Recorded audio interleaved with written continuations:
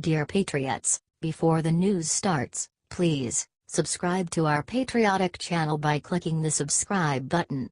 Give us a thumbs up to this video. Don't forget to leave your opinion below in the comments section. Share the news on Facebook and Twitter so you friends see it. Thank you. Oh my God, Al Sharpton's daughter was just arrested for violent attack that will make blood boil. Al Sharpton's daughter just got arrested for allegedly assaulting a cab driver in New York City on her 30th birthday, and the details are beyond sick. Ashley Sharpton was booked for petty larceny Saturday after allegedly fighting with the cab driver and throwing his keys on the street, the New York Post reports. The terrified cabbie, George's Coly, related his experience to the New York Post, at one point breaking down in tears. Coly said how he tried to pick up Sharpton and her friends around 1 a.m. Sharpton had 4 friends with her. The cab only could fit 4 riders, but she tried to get all 5 of her party in the cab anyway. Coly said when he tried to tell her he could only take 4 people total, she became irate and slammed the door and gave me attitude. When he then asked them to take a cab that could accommodate 5 rides, they refused to leave. That's when he said she snatched the keys out of his ignition and started running away. I followed her for over a block begging for my keys back, and I had to step in front of her and ask. That's when she swung at my face and ended up punching me in the chest. Sharpton was arrested shortly after Coly called the police, and when reached for comment, her lawyer said what was reported did not happen. Wonder how proud he'll be after he hears about this? HT New York Post.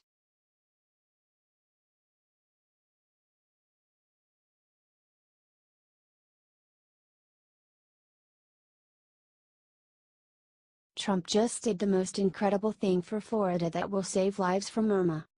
It's remarkable how hard the media tries to bring our president down, despite the overwhelming evidence that he is doing a great job. And that includes what he has done for Texas in the wake of Hurricane Harvey and what he is doing for Florida as it braces against Hurricane Irma.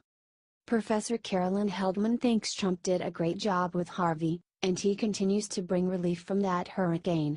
She says we are starting to see him shine. She went on to say that he is doing an exceptionally good job regarding hurricane relief.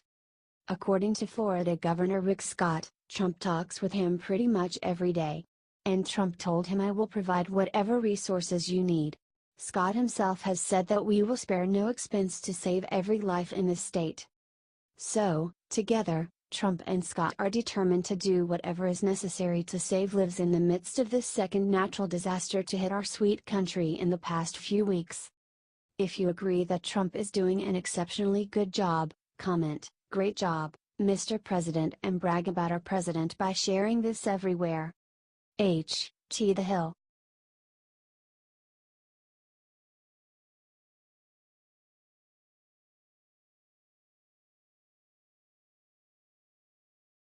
Hallelujah! President Trump just did something incredible for churches hit by hurricane. President Trump is a tough leader, but the hurricane disaster relief has brought his compassion to the fore and is even impressing some of his critics. On Thursday, the president threw his support behind churches struggling to get disaster relief money from the Federal Emergency Management Agency, FEMA. 3 Texan churches filed a federal lawsuit this week to get access to those funds after being damaged in the storm. The lawsuit alleges they are not getting a fair shake from FEMA, claiming the agency categorically excludes houses of worship from equal access to disaster relief grants because of their religious status. One of the churches damaged by Harvey, the Highway Tabernacle, had been a FEMA shelter and operations point, preparing over 8,000 meals for those affected by the storm. Republican Senator Ben Sasse also got behind the churches, writing a letter to FEMA administration Brock Long condemning possible discrimination against churches. It sends the message that communities of worship aren't welcome to participate fully in public life. It reduces the facilities and volunteer time, talent, and effort available to support the border community. For its part, FEMA told The Hill that religious organizations that assisted the relief effort could be eligible for funds, saying, "Any private nonprofit, plug-and-play, organization, including a religious organization that provides eligible services may be eligible for federal assistance under FEMA's Public Assistance Program, PA, to help restore its facilities and equipment. Note that this is only if churches provide disaster relief services. There were no comments reported for churches receiving aid if they were not a part of the relief effort, if they were too damaged to help, for instance. President Trump's support of this issue is a great sign for faith-based institutions, and will hopefully go a long way in bringing about legislative change that can help these important pillars of every community. HT The Hill.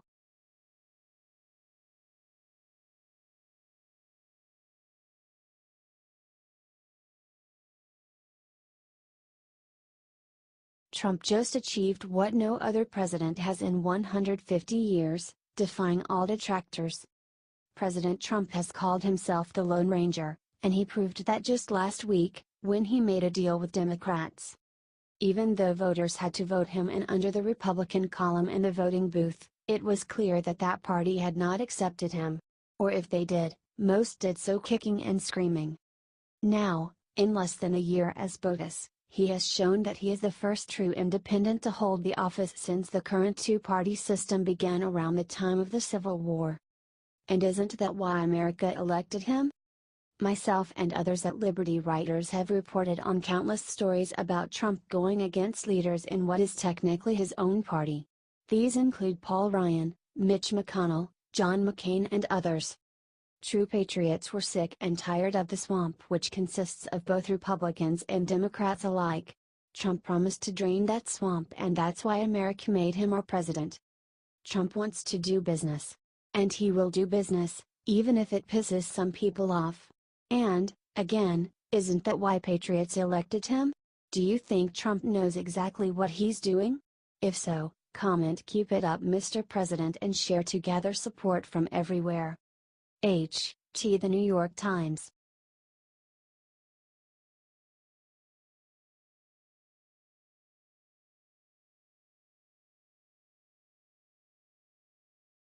Last night Trump met with his team and made a video about Hurricane Irma Americans need to see. President Trump called together a meeting of his cabinet at Camp David last night with one very important issue to discuss, Hurricane Irma. This hurricane has already displaced basically the entire state of Florida and the president knows action must be taken. Clearly, the president is hard at work doing his best to resolve the upcoming problems before they even start. He is mobilizing the National Guard to help out. He is considering a larger funds package for hurricane relief. It was not all hurricane talk at Camp David over the weekend, though. Trump and his trusted generals also mapped out their new strategy for how to deal with North Korea. At the same time, the president used the gathering as a chance to set up his new tax reform policy with his top economic advisors, all of whom were helping with hurricane issues as well.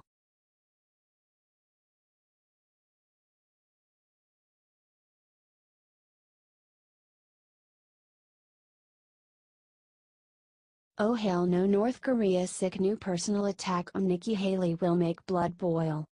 British Prime Minister Winston Churchill once said, "You have enemies? Good. That means you've stood up for something, sometime in your life." It looks like that saying just came true for U.S. Ambassador to the UN Nikki Haley.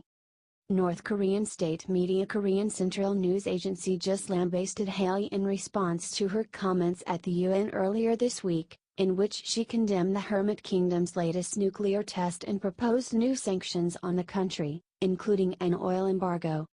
The news station called her a prostitute and added, "She is crazily swishing her skirt, playing the flagship role in Trump administration's hideous sanctions and pressure racket."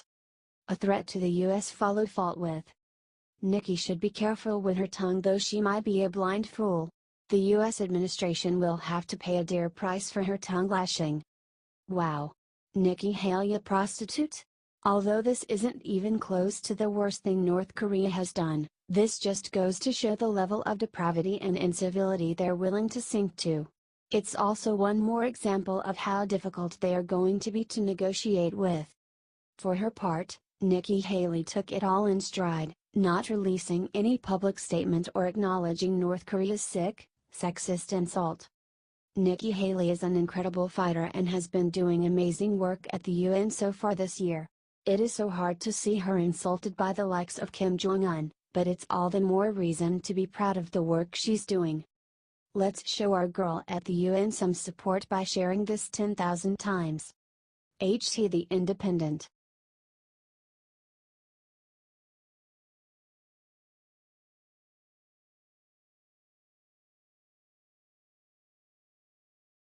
President Trump just made 3 huge tax promises that will have every American cheering. President Trump has had a busy week preparing for Hurricane Irma before it makes landfall in Florida, but that doesn't mean he isn't also working on other important pieces of legislation to govern the country. One of the biggest reforms President Trump is looking to accomplish is tax reform, and he made 3 major promises in his weekly address on Friday that you don't want to miss. Here's exactly what he said. Our current burdensome tax code is a massive lead weight against the American economy. It costs us millions of jobs, trillions of dollars, and billions of hours wasted on paperwork and compliance. My administration is working closely with Congress to develop a plan that will deliver more jobs, higher pay, and lower taxes for businesses of all sizes and most importantly for middle-class families all across America. First, we are going to make filing taxes as simple as possible. If you're like most Americans, under our plan you will file your taxes on a single page. What a difference that will make, and you won't need to keep endless receipts and paperwork. We are freeing you from the horrible tax maze. Secondly, we will cut taxes for middle-class families. We want you to keep more of your hard-earned money. This way, you could spend it, you could save it, you could do whatever you want. Third, we will restore our competitive edge so we can create more jobs and higher wages for the American worker. We are going to cut taxes on American industry so we can create more business in our country. Woohoo! Honestly, this is the first time I've actually been excited to do my taxes. President Trump is a businessman. He knows exactly the kinds of excessive taxes that are strangling business. And since he isn't a dyed-in-the-wool politician, he's ready to make smart and efficient reforms that are both practical and useful. It's great to have someone in the White House who actually is serious about tax reform. Love what the president has been saying? Share it out, patriots. Real Clear Politics.